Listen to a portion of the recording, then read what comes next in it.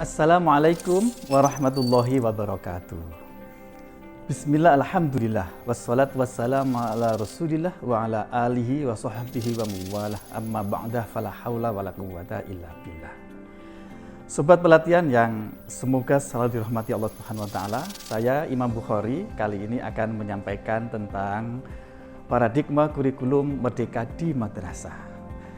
Sebagaimana kita maklumi bahwa tugas dan fungsi pendidikan itu adalah menyiapkan bagaimana generasi penerus bangsa ini untuk siap menghadapi tantangan di zamannya. Yang kedua, tugas pendidikan ini adalah untuk menurunkan, untuk mewariskan budaya, akhlak, religiositas bangsa ini kepada penerus bangsa yang kelak para penerus bangsa inilah akan melanjutkan perjuangan kita semuanya. Sahabat pelatihan yang dirahmati Allah Subhanahu wa Ta'ala, karena itulah mengingat bahwa tantangan zaman ini akan selalu berubah terus-menerus. Bahkan hal yang tetap dalam kehidupan ini adalah perubahan itu sendiri. Karena itu pendidikan pun harus selalu berubah dan berubah. Perubahan kurikulum karena itu merupakan keniscayaan, merupakan kebutuhan. Di dunia modern, di negara-negara modern, perubahan kurikulum itu hampir tiap 4 tahun, 5 tahun. Tapi negara kita masih 10 tahun sekali biasanya mengalami perubahan itu.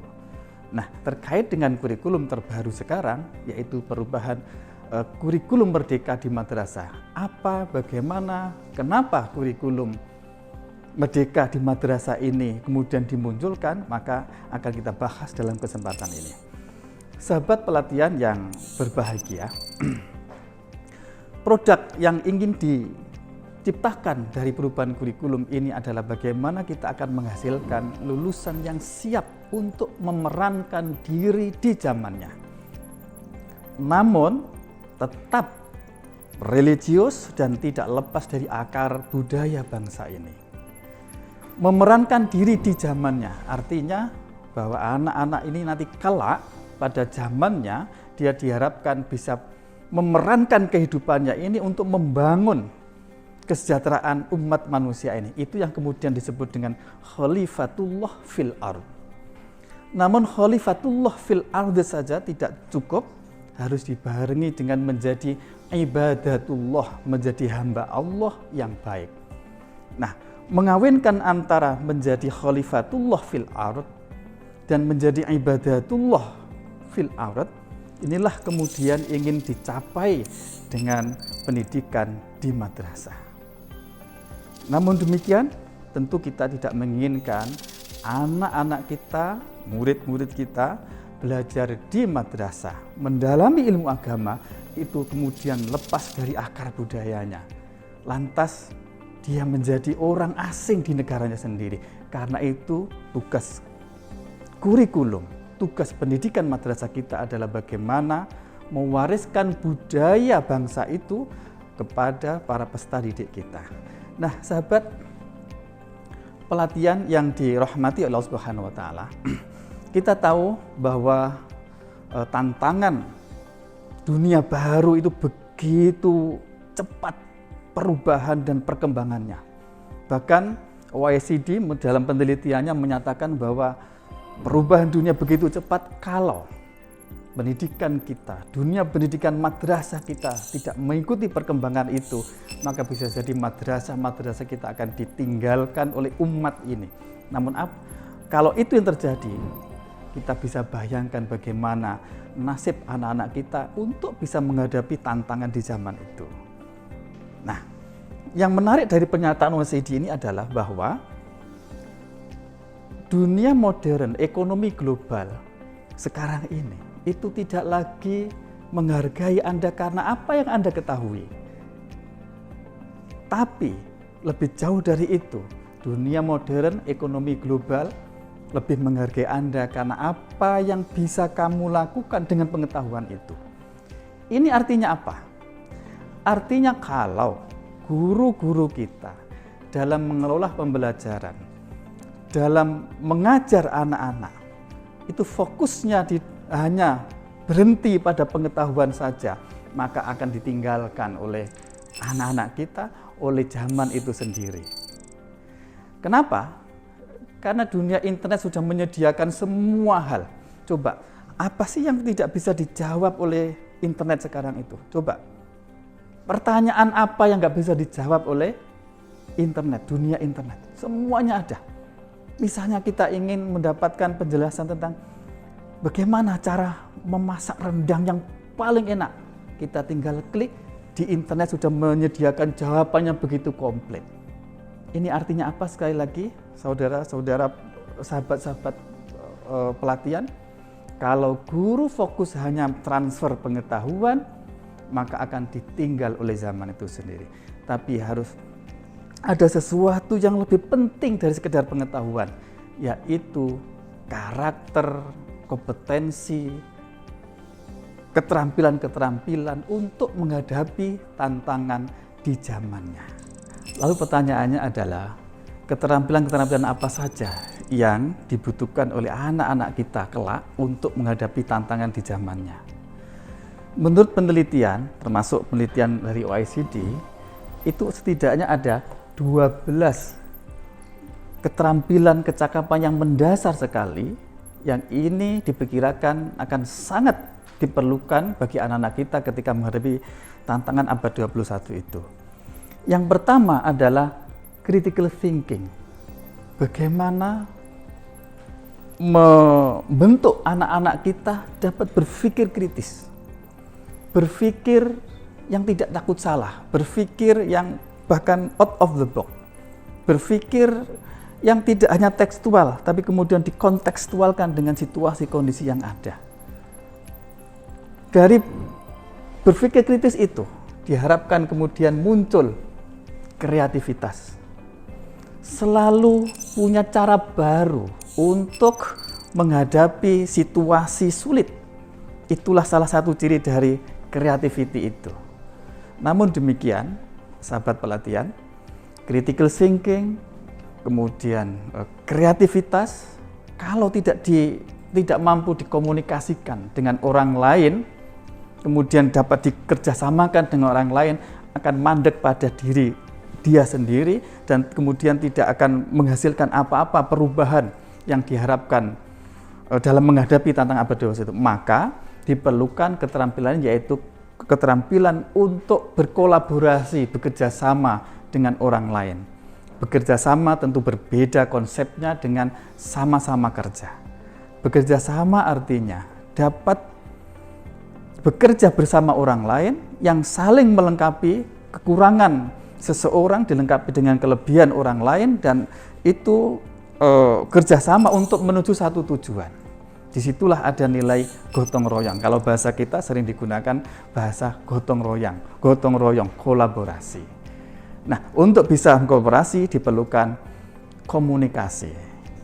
Kemampuan berkomunikasi bagi anak-anak kita, bagaimana mengkomunikasikan ide-ide gagasan kepada orang lain sehingga orang lain bisa menerima dan mau berkolaborasi, ini menjadi penting dibekalkan kepada peserta didik kita.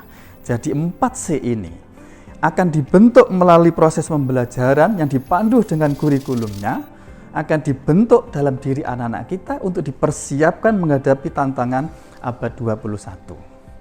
Nah, sahabat pelatihan yang berbahagia, ada beberapa keterampilan lagi yang itu mengarah kepada kemampuan literasi. Yang tadi itu bisa kita anggap sebagai keterampilan belajar, yang proses pembentukannya bisa dibentuk melalui proses pembelajaran. Kemampuan lain adalah, atau keterampilan lain adalah keterampilan literasi informasi. Ini terkait dengan kemampuan anak-anak kita bagaimana mengelola, memilah dan memilih informasi yang ada di dunia internet, yang ada di teknologi komunikasi ini, kemudian mengelola informasi itu dan pada akhirnya bisa menyikapi informasi itu dengan bijak. Kemampuan ini kayaknya keterampilan yang sangat mendesak untuk bisa dikuasai oleh anak-anak kita.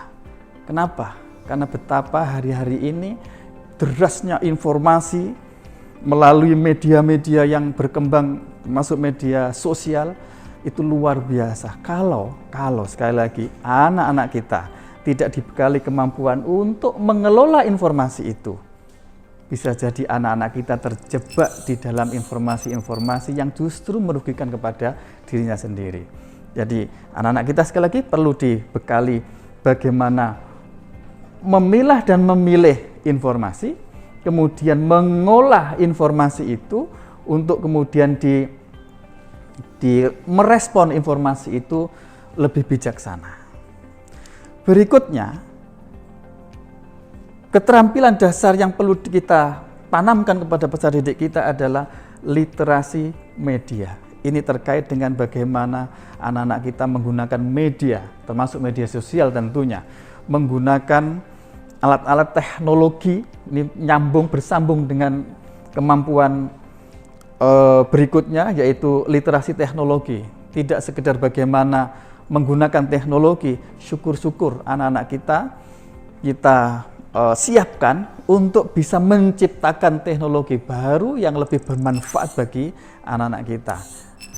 Nah, berikutnya, keterampilan mendasar yang diperlukan oleh anak-anak kita dalam menghadapi tantangan 21 adalah keterampilan yang terkait dengan